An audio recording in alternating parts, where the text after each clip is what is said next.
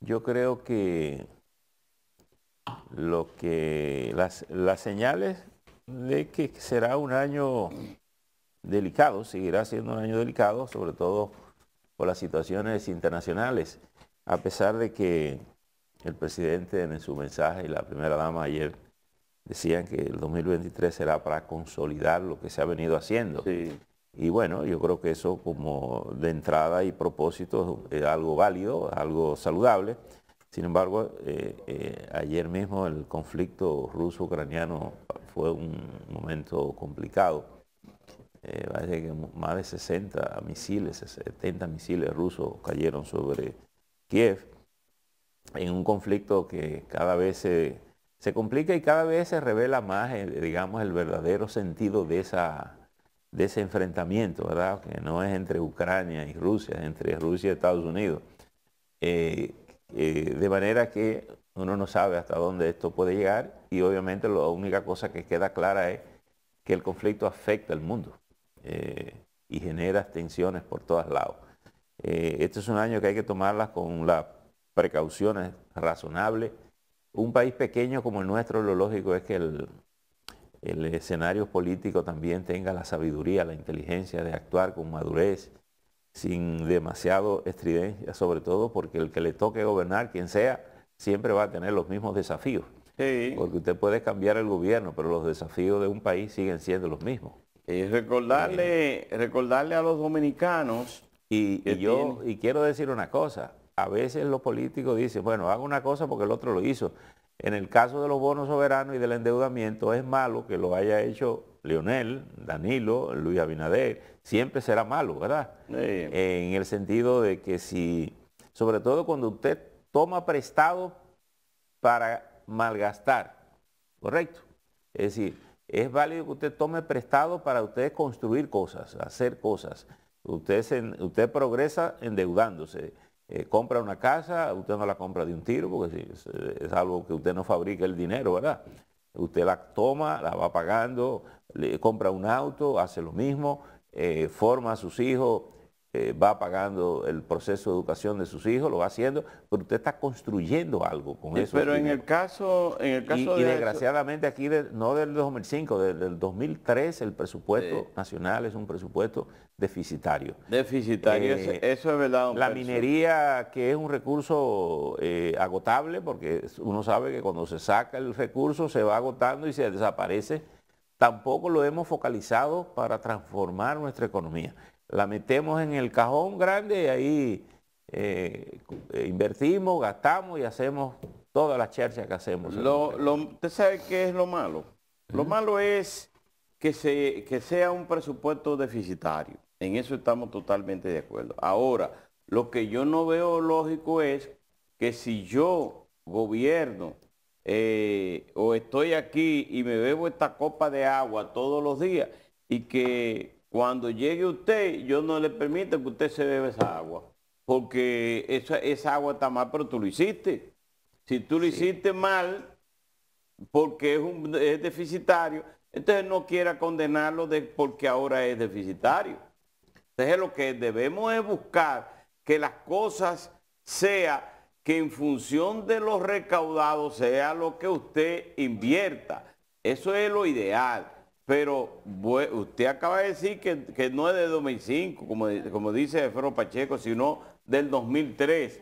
Pero si aquella cosa fue buena para usted, entonces ¿por qué usted la condena ahora? No, es que no es bueno para nadie. Pero es que la no importa, lógica. Percio, no es bueno para nadie. No me pida que te viva el agua. No es bueno para nadie, pero si usted ha gobernado con porque oye, ¿qué es lo que pasa, Caminero? Porque usted quiere ahora condenarlo. Oye, ¿qué es lo que ocurre? Que es malo lo que hizo cualquier gobierno pasado y es malo esto, porque al final para quien es malo es para el país. Es decir, cada vez que alguien tiene que replicar lo malo es porque no estamos haciendo lo que hemos debido hacer. Y entonces lo importante es que se haga lo que hay que hacer para asegurar que la gente tenga cada vez un mejor país. Es decir, el propósito de gobernar es mejorar siempre la situación del país. Pero si usted entra por la parte de trasera al edificio, porque quizás yo no he podido abrir la de adelante, no me cierre esa puerta. Porque usted la ha venido utilizando todo, por ahí que usted ha entrado. Pero eso no es lo que le da sentido. Lo que le da sentido es tú resolver la puerta frontal. Por eso es cuando estemos en Suiza, estamos en la República Dominicana. ¿Qué Suiza? Los suizos. Lo ideal es que tengamos un presupuesto que no sea deficitario. Pero lo tenemos. Todos los países comienzan de cero. Suiza comenzó de cero. Sí, eso es así. Todos los países y se construyen haciendo. No vamos a hacer, no nos pidan hacer lo malo lo que otro hizo mal. Vamos a tratar de resolverlo y la responsabilidad. ¿Tú sabes por qué tenemos ese presupuesto deficitario? Porque nunca nos hemos asentado a hacer lo que tenemos que hacer en términos estructurales, de reforma estructural. Y segundo, porque malgastamos mucho dinero. Son dos cosas. ¿Y tú sabes por qué no se quiere hacer la reforma fiscal? Porque nadie quiere que le pongan control. Porque la reforma fiscal lo que plantea es no solo son los impuestos, es cómo tú gastas el dinero que ingresa al fondo público. Y una economía de un país es lo que más se parece a la economía de una casa y de una empresa y de una institución. Tú tienes un plan, tú tienes un orden, tú tienes prioridades. Tú en tu casa no gastas lo loco. No. Ni tu mujer gasta lo loco, ni tú permites que tus hijos gasten a lo loco. No, hay unas prioridades. Usted tiene que estudiar, primero estudiar. Usted tiene que venir a esta hora, y usted pone orden. Entonces un país es eso. Entonces yo creo que esas argumentaciones de la clase política, bueno, pero tú lo hiciste y ahora tú me tienes que apoyarlo. No, eso no tiene sentido. Lo que tiene sentido es que usted diga lo que hay que hacer. Tenemos que hacer una reforma, porque cuando dejamos de hacer la reforma, ¿tú sabes qué es lo que dejamos? Que lo que tienen que pagar los impuestos para que la gente viva mejor, no lo hacen. Y al final, ¿tú sabes qué es lo que ocurre? Que la riqueza se va concentrando cada vez en menos manos y la gente tiene más problemas para convivir. Eso es lo que pasa en la realidad. Es decir, yo creo que el gobierno ha tenido, y es una cosa que se le reconoce, una gestión razonable, reconocida, de que ha podido levantar esta economía de una situación difícil. Pero no se trata aquí de levantar el enfermo para seguir bebiendo alcohol o seguir siendo borracho, es para sanar la salud del pueblo dominicano. Entonces, el gobierno tiene, y yo insisto mucho, la mejor manera de usted perpetuarse en el poder es hacerlo bien. No hay otra manera más exitosa que esa.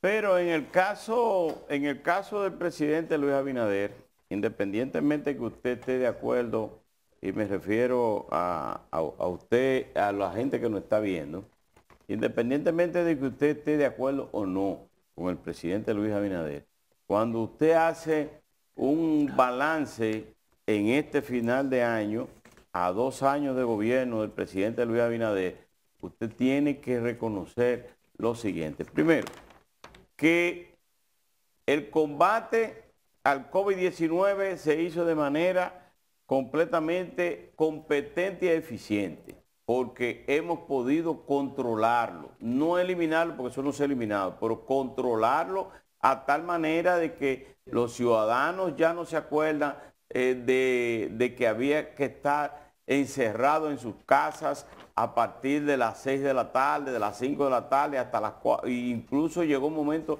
a que desde las 5 de la tarde estaba el toque de queda, y que se compraron las vacunas, que se perdieron algunas, muy bien, que se compraron suficientes, pero se compró las vacunas y estuvieron a tiempo y se inoculó a la población dominicana. Eso es lo primero. Lo segundo es que tenemos una economía en crecimiento de un 5%, que fue lo que dijo el Banco Central, y que esa economía fue como consecuencia de políticas del gobierno y la reactivación de esa economía desde el año 2021 hacia esta parte, porque estábamos completamente encerrados.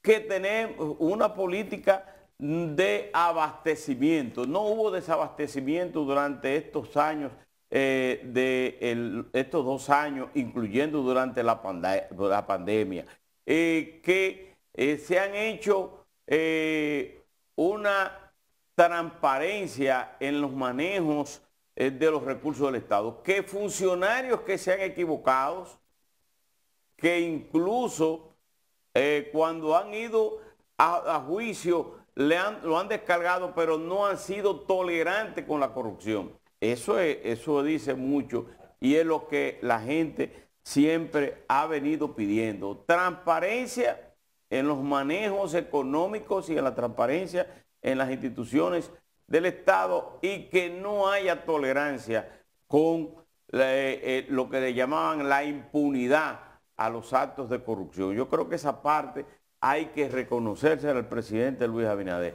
que dos instituciones o varias instituciones, creo que el periódico El Caribe publicó que tanto aduanas como la Dirección General de Impuestos Internos son las instituciones que han crecido de manera eficiente y que han hecho el trabajo eficiente en la recolección de los recursos del Estado y que se ha invertido bien. En eso hay que reconocerlo y hay que hacer que a pesar de que se ha hecho presupuestos deficitarios y que se han hecho algunos préstamos, los préstamos de los bonos soberanos para poder recargar o para poder sostener el presupuesto de la nación. Tú sabes que la discusión de los bonos no es si es correcto hacer los bonos. Tú no viniste ¿qué día fue que tú no viniste? El jueves. El jueves. Nosotros hablamos de eso aquí. Y para mí, la discusión, ¿tú sabes cuál es? La que no debe producirse. ¿Cuál? Que ya los legisladores aprobaron el presupuesto. Y el presupuesto es un preámbulo de esos préstamos. Y por tanto, yo dije, y lo reitero ahora, esa discusión no tiene sentido ahora, porque ya ellos aprobaron el presupuesto. Donde debieron producir la discusión fue en el momento en que se estaba discutiendo el presupuesto. Por tanto, ya eso tiene más un tufo político que conceptual. No quiere decir que sea bueno. Lo que está haciendo es inoportuno. Tú, después que tú me dices que me ha aprobado un presupuesto de 1 billón o un déficit de tanto, y tú me lo has aprobado, lo que me está diciendo es que tengo que buscar cómo completarlo. Y si no hago una reforma fiscal, ni cobro, porque la eficiencia de aduana y la eficiencia de impuestos internos puede estar bien en la gestión administrativa, pero está muy relacionada también en el proceso de inflación. Porque al tú generar una inflación alta, eso también te da más ingresos. Pero eso es un círculo vicioso, porque eso también obliga al gobierno a gastar más dinero en gasto, en inversiones. Es como decir, si el gobierno va a construir, le cuesta más construir ahora que construir antes de la pandemia. Por lo tanto, es un círculo vicioso. Entonces, económicamente, esas cosas tienen explicaciones razonables, que el gobierno la tiene que manejar, los políticos la tienen que manejar, los ciudadanos la tienen que manejar para que entiendan cuál es el sentido de la discusión. Pero no es ahora decirle al gobierno que no puede hacer los bonos, porque no se trata de eso. Ya ellos aprobaron el presupuesto y se lo aprobaron al gobierno con un déficit. Y el gobierno tiene que buscar el dinero. ¿Tú estás entendiendo lo que es? Y es con esos bonos del verano. Con eso o con lo que sea, tiene que buscar dinero prestado. Y le digo algo, lo siguiente, es un ejercicio democrático lo que hicieron los legisladores de la oposición. ¿Tú sabes qué tiene sentido? Pero también cuando en el ejercicio de la democracia el PRM o el gobierno haga que eso se apruebe, entonces no digan que sí con sentido. situaciones non santas que se aprobó. Sí. ¿Tú sabes qué sí tiene sentido? ¿Cuál discusión sí tiene sentido? Que se ha estado llevando en el Congreso. La discusión de la ley de fideicomiso. Porque están creando una estructura legal para manejar fondos públicos y para manejar propiedades públicas.